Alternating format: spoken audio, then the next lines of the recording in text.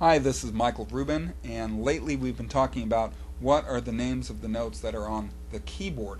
Well, now I want to talk about how these notes relate to the standard Richter-tuned diatonic harmonica in the key of C.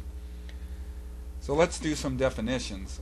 First off, if you got all the notes on the keyboard, that's called chromatic. Well, this is not intended to be a chromatic instrument. It's called a diatonic instrument.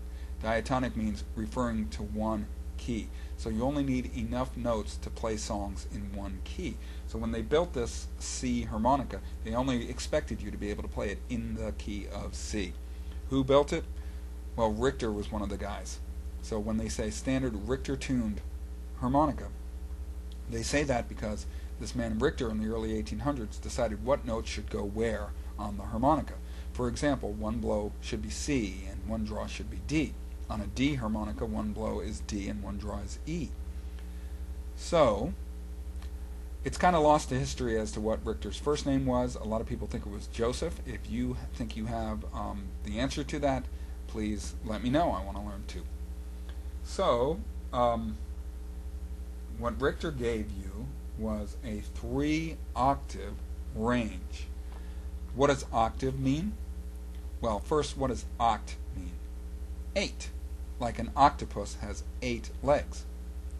Well, if you took a do, re, mi, fa, sol, la, ti, do scale and counted it, do, re, mi, fa, sol, la, ti, do, there's 8 notes in it. So that's how the word octave came connected to a scale, a do, re, mi, fa, sol, la, ti, do scale. And what it really means is the span, the range, from the do note to the next highest do note. So there's 7 notes in do, re, mi, fa, sol, la, ti, and then the do is the 8th note at the top. Now if you did it on a C, starting with the note C on a keyboard, C, D, E, F, G, A, B, C, you wouldn't need any black notes to make it sound like do, re, mi, fa, sol, la, ti, do. But that means that there are 5 black keys that aren't being played between C and C. 8 plus 5 is 13. So an octave is actually a span of 13 notes. So he gave you a 3-octave range. So 1 blow is C, and 4 blow is C. So if he gave you all 13 notes, which he didn't, you would have a 13-note span from 1 blow to 4 blow. To 7 blow is the next octave. To 10 blow is the next octave. Okay, so a 3-octave range. 1 through 4, 4 through 7, 7 through 10. Let's look at the keyboard and talk about what notes Richter didn't give you.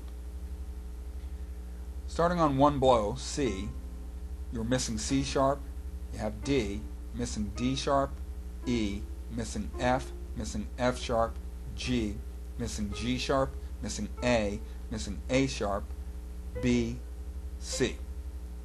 So you're missing all 5 black keys and 2 white keys, F and A.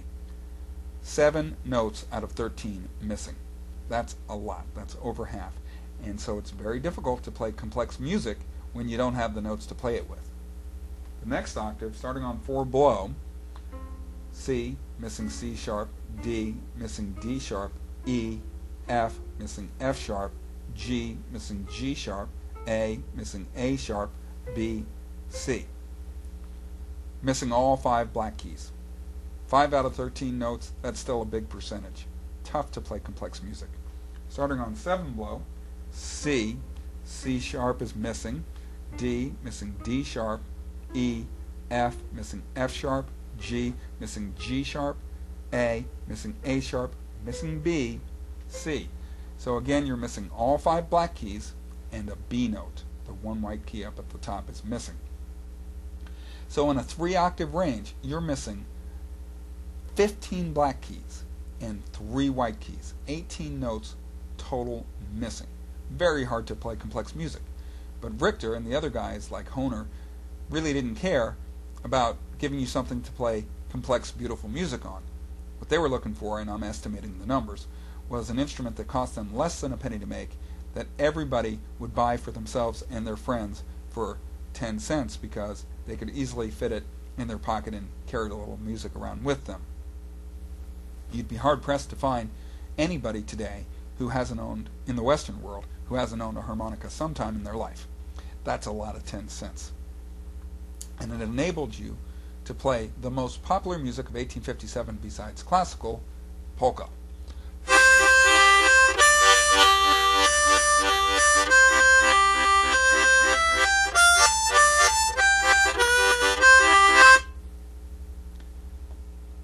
But later, the players, not the inventors, discovered a fluke of physics, or two flukes of physics, that enabled them to change the shape of their mouths, and all of the missing notes would appear, making the diatonic harmonica a fully chromatic instrument.